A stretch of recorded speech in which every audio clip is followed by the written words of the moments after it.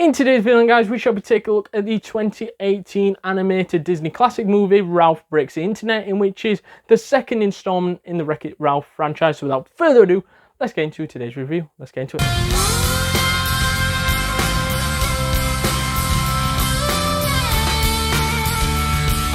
So I thought then that this Wreck-It Ralph sequel was a success. I think it followed on well from what the previous installment did. Although it weren't as good as the original, it did what it was meant to do. It was meant to follow on, build on the characters, and it did that. And to me, it went into a place where, to me, there was no way this franchise could have carried on if they didn't go in this way, which was introducing Wi-Fi and introducing the internet as its next source, because plugging in another game just wasn't an option, because then you're going to have to write another story about just another game getting plugged in.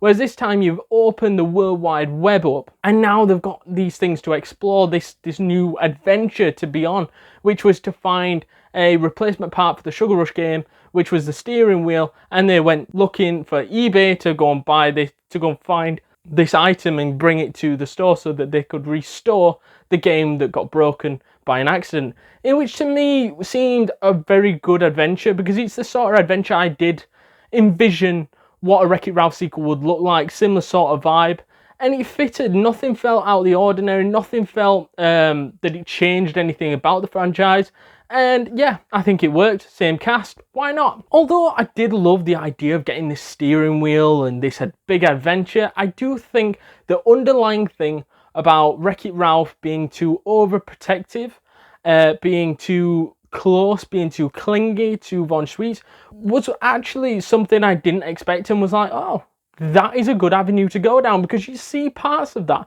in the first one, how he gets quite clingy at times, and you can see this best friend thing, because Wreck-It Ralph's never had a friend up until this point, is going to be quite a clingy one, because he doesn't want to be away from her, because this is the first friend he's ever had.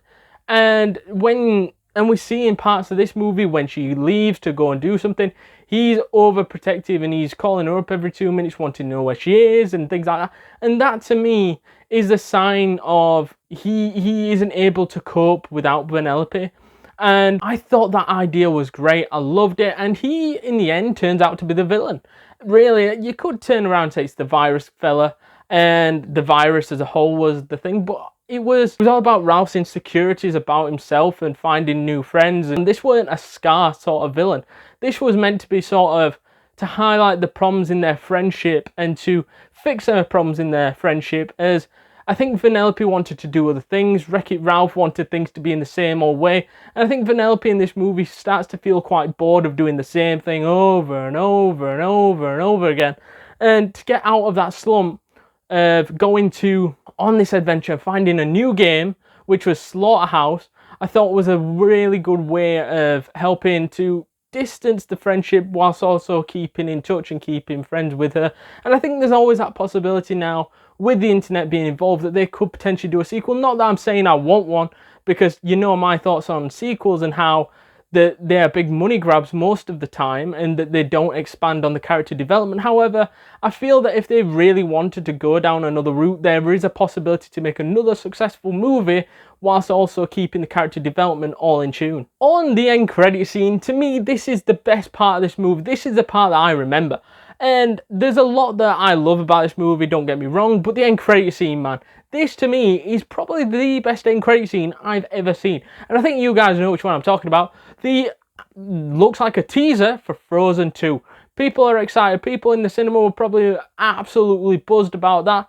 And then you see Wreck-It Ralph start singing Rick Astley's Never Gonna Give You Up. That to me was just mint. That was like the ultimate clickbait. That was the ultimate prank that they did at the end of the movie, and I love that. And to see Wreck-It Ralph singing Never Gonna Give You Up was something that I didn't expect to see, and nor did I expect to see work in that fashion, and it did, and I loved it. Finally, I thought that the actors and actresses did a great job in this particular movie, as we saw the likes of John C Reilly, Sarah Silverman, Gadot, Taraji P Henson, Jack McBrayer, Jane Lynch, Alan Tudyk, Alfred Molina, Jodie Benson, Kristen Bell, Auliʻi Cravalho. So to summarise this Wreck-It Ralph sequel, to me, I think it delivered. I don't think it was as good as the original, however, built on the characters, hence why I've rated this movie a 7.4 and a world-class film. So let me know down in the comments down below what your thoughts are. Is it good? Is it bad? Is it terrible? Is it amazing?